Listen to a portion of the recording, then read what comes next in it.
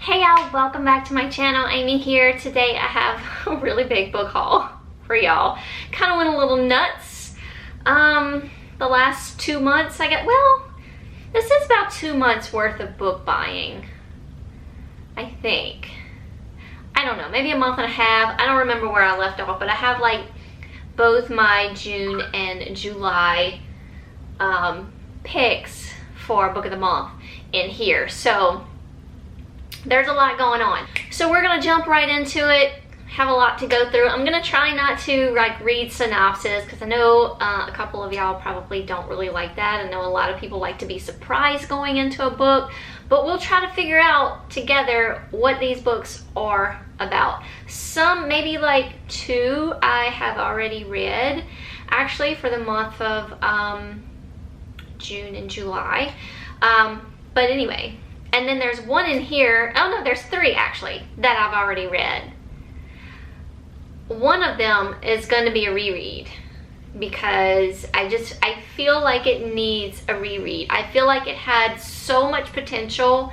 I actually listened to this book and I didn't really care for the narrator at all. It kind of threw me off a little bit.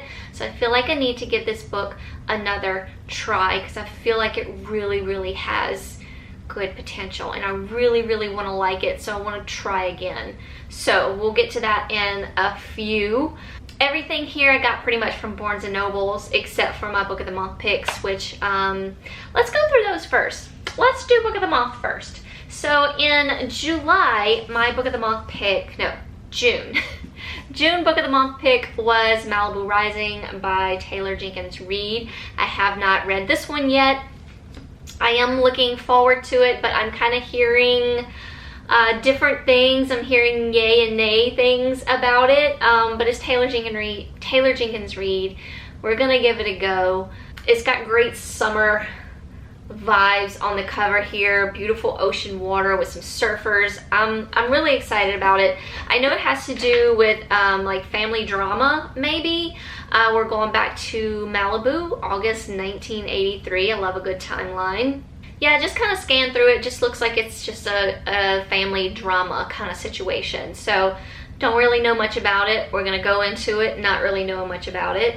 Then I also picked up an add-on for the month of June, and that was One Last Stop by Casey McQuiston, and I did read this for Pride Month. I really did like it. I think I gave it like a 3-star, maybe 3.5 star. I don't quite remember exactly what kind of star we got, but definitely a 3 for sure. It just wasn't it wasn't what I was hoping for, I guess. I loved Red, White, and Royal Blue so much. I think I had high expectations for this book, but it just didn't go there for me. I like the characters individually. I don't know if I can say I liked them together. So we have August and Jane. August is originally from New Orleans. Super cute there. Casey McQuiston is from New Orleans. I think I mentioned that before. But she has come to New York to kind of just start a new life. Not necessarily a new life, but just kind of start fresh. She's not really sure what she wants to do, you know. She's going to school. She just doesn't know what she wants to do with her life going forward. So she moves to New York in hopes that it will give her inspiration. She meets Jane on the train going home from her job at like a pancake house. They really click. Jane has like this whole kind of like bad girl persona going on. Come to find out, Jane is from a totally different era. She's from the 1970s, and she's kind of stuck on this train in like this sort of time warp kind of thing. Like she hasn't aged, she can't go nowhere, she can't leave the train. It's a weird, different situation that I've ever read in a book before, which I was intrigued, but then it just kind of got to be like enough. You know, it was a really big book. August and Jane really just didn't have any other encounters except for their encounters on the train, hooking up on the train, and I don't know, I just didn't get a good feel for it, I guess. it really started picking up towards the end for me, when we get to know more about Jane, where she's come from, why we think this happened. That's where it kind of got a little bit more interesting for me. And then of course how their relationship grows. So I really did appreciate the ending, but everything else in between I wasn't that quite into. But overall it was a good time. Then for the month of July, my book of the month pick is 56 Days by Catherine Ryan Howard, because I'm morbid like that. I love, not to say I love what's happening currently, the pandemic and everything, I'm not saying that, but I just like a good disaster story. Like The Day After Tomorrow is like one of my favorite movies. Things like that, just like disasters, like global disasters that happen, are like my favorite things to watch and or read. So yeah, I'm sort of morbid like that. My apologies, but so I definitely went for 56 Days right away, even though it is about current events of the coronavirus, COVID-19 going on right now. It can get super scary for others. I have read like one other, like it was a male romance that was based in like current times of the coronavirus, and yeah, so that could be a trigger warning for some, but I'm anxious to get to it. I don't really know much about it except for that fact. I believe two people start dating and right before COVID-19 hits, and I think they like go into lockdown like together to get to know each other. So I'm interested to see what happens with that. And then of course my add-on was Survive the Night by Riley Sager.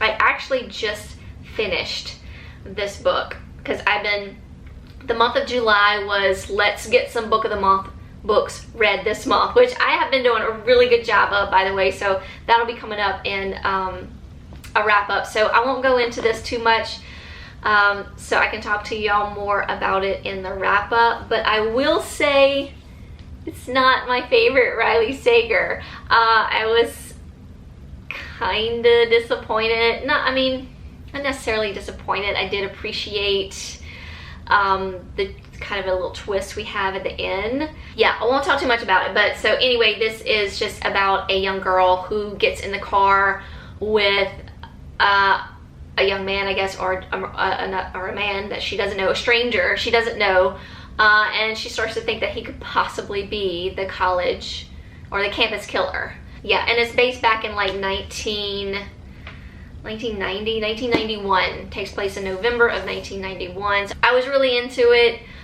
for that reason. I really appreciated all the things that went into this book for that reason. We'll talk more about it later. Anyway, all right, that is it. Those are my book of the month picks for June and July, and I've read 2 of them already, so yay me. All right, for everything else, like I said, was purchased at Barnes & Noble's, just here and there at different times of the month. I go to Barnes & Noble's probably once a week, at least once a week. If not to buy a book, I love going just to have lunch, just be there because maybe my soul needs to be there kind of thing. But anyway, every now and then I'll leave with a book. 1, 2, that's usually how it goes. I have mentioned this book before. This is Bathhouse by PJ Vernon. I am very much looking forward to reading this one. In fact, it might be on my TBR for August. Love, love, love the cover. I mean, how beautiful is that? Again, I haven't really read too much into it. I know it has to do with a bathhouse. Some things go down in the bathhouse that affect our main character, and possibly he's keeping a secret from his current partner. I don't know. We're gonna get into it and find out. And of course, I had to pick up The Final Girl support group by Grady Hendrix. Grady Hendrix is becoming like one of my favorite horror writers just because his writing is so much fun. I haven't necessarily gave any of his books a 5-star yet. I think my favorite is The Southern Book Club's Guide to Slaying Vampires. But the other 2 books I read from him so far, I've enjoyed My Best Friend's Exorcism as well as Horror Store. They were just fun. They were just fun reads, and I love the way he writes. He's got like he puts humor into his horror, and it's brilliant for me because I'm not a huge horror reader. Very new to the horror genre, and I'm just kind of tiptoeing here and there when I feel like it. But anyway, this one is, you know, it has to do with those final girls that are in like our slasher movies, the ones that survive. I did not read the synopsis, except for this, in bold part, a fast-paced thrilling horror novel that follows a group of heroines to die for. In horror movies, the final girl is the one who's left standing when the credits roll. So we have like a real life final girl in this situation, and as we follow her, she, you know, it still affects her life. She's going to like these support groups because there are more final girls out there. So I love a good slasher movie. I mean, the 90s slasher movies are my absolute favorite. Scream, I Know What You Did Last Summer. I mean, best times. So yeah, I'm really excited about this one.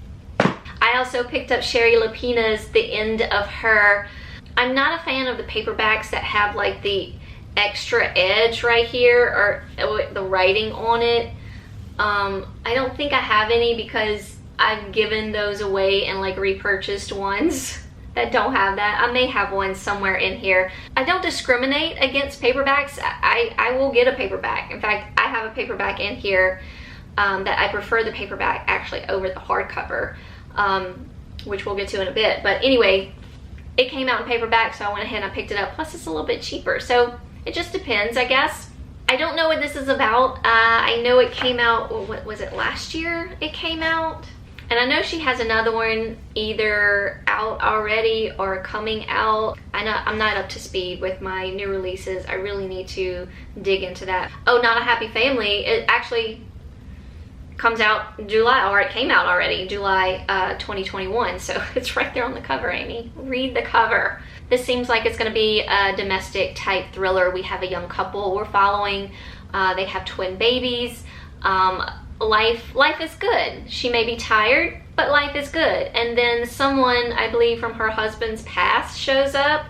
It just says a woman from Patrick's past. Patrick is her husband. Says something about his ex-wife. It wasn't an accident, claims to be a murder. I don't know what happened. We'll have to read it to find out. Another book that also came out in a paperback is a cozy mystery that I follow. This is Lorna Barrett's Handbook for Homicide. This is for the Booktown Mystery series. This is like book number, I don't even remember. Let's see. 1, 2, 3, 4, 5, 6, 7, 8, 9, 10, 11, 12, 13. This is book number 14. Came out in paperback. There will be another one coming out very soon. I do believe I have it saved in my Amazon wish list. I don't necessarily buy my books from Amazon, but I like to keep track of like new releases and things like that on there just for my benefit. And I have it in there, and I don't think it has been released yet. But anyway, this one came out last year, I believe. Sometime last year maybe, and now the paperback is out, so I went ahead and I picked it up. I like the little cozy mysteries in the little small paperbacks for some reason.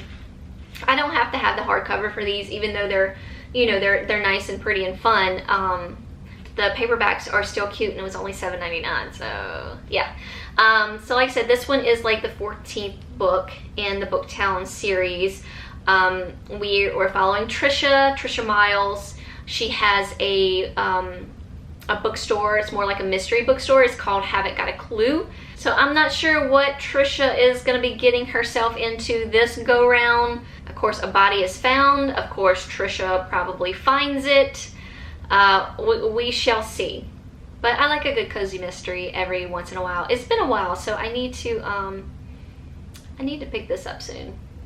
I mentioned this one in one of my videos briefly, some new releases in that I was excited about in like the male romance genre. This is a young adult. This is The Taking of Jake Livingston by Ryan Douglas.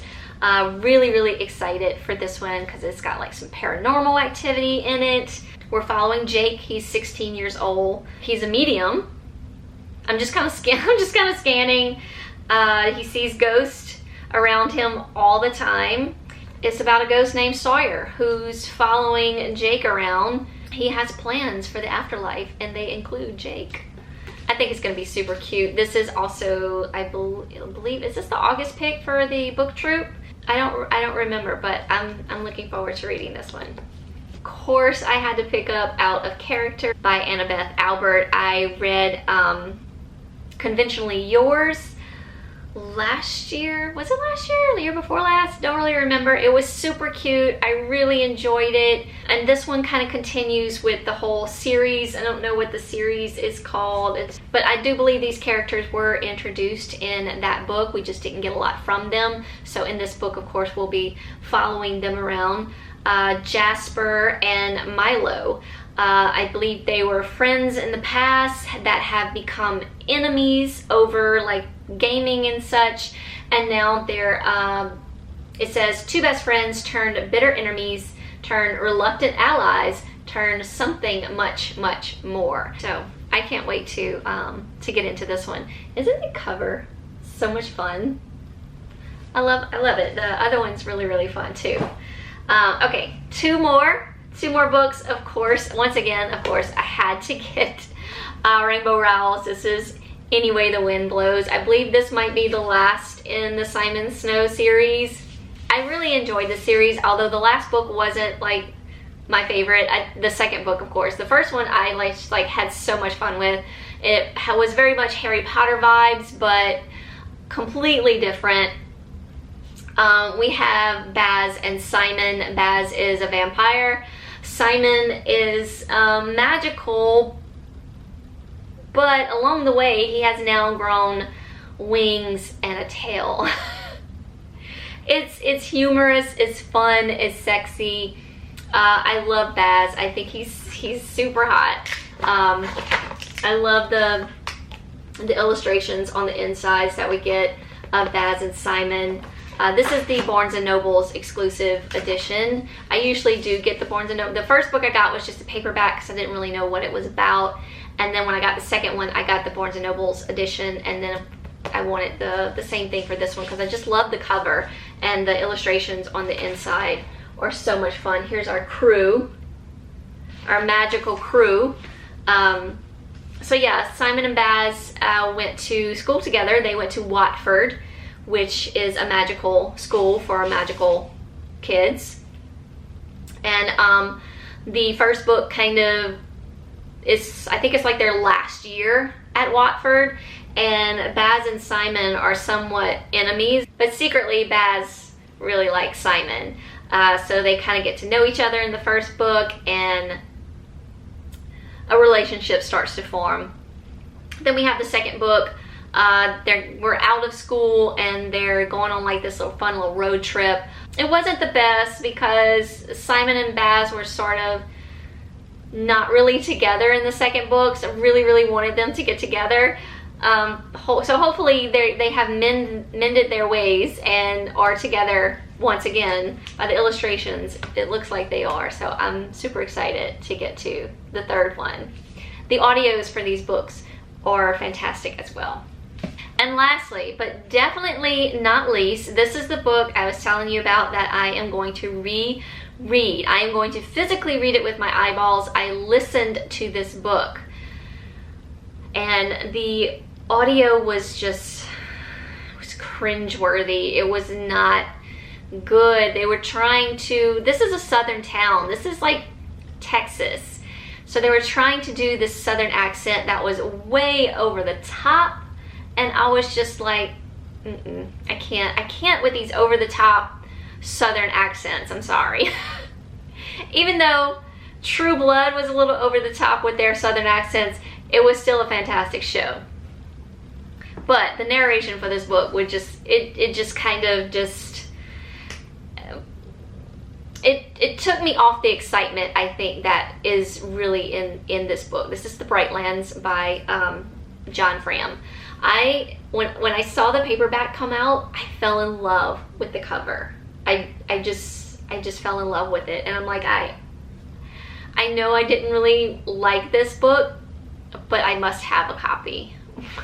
And I'm going to reread it with my eyeballs and see if there's a difference. See if I get a different vibe than what I had going when I listened to the book. And John Fram, I've watched so many like interviews with him. He's adorable, and I love him. So I want to really love his books. So we're gonna go for it. So we're following Joel. He left this little southern town to move to like a big city. He's gay, so he moves to a bigger and brighter world where he can be himself. His brother, I believe he gets a phone call from his brother. Some things are going down. His brother needs him, basically.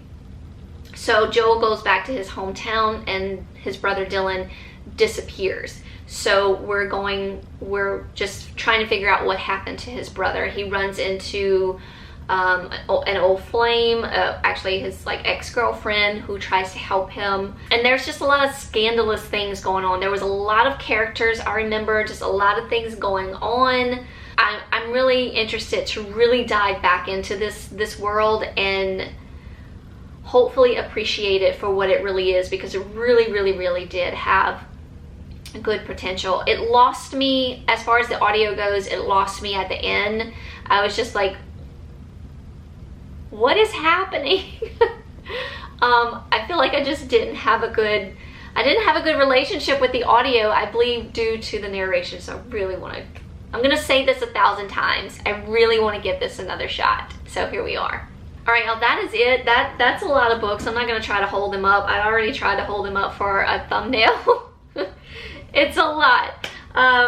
But it was so much fun. I love books. I love being around them. It makes me happy. Like I said, even if I go to Barnes and Nobles just to, because my soul needs it. My soul just needs to be around these books. Anyway, thank y'all so much for watching, as always. Hope you're all doing well out there, staying safe. Let me know in the comments any new releases, any new books you picked up for yourself. Anything you think I'd be interested in. I love all y'all recommendations. So thank y'all so much for that. Hugs from me all around, y'all, and I will see y'all very soon in a new video. Bye.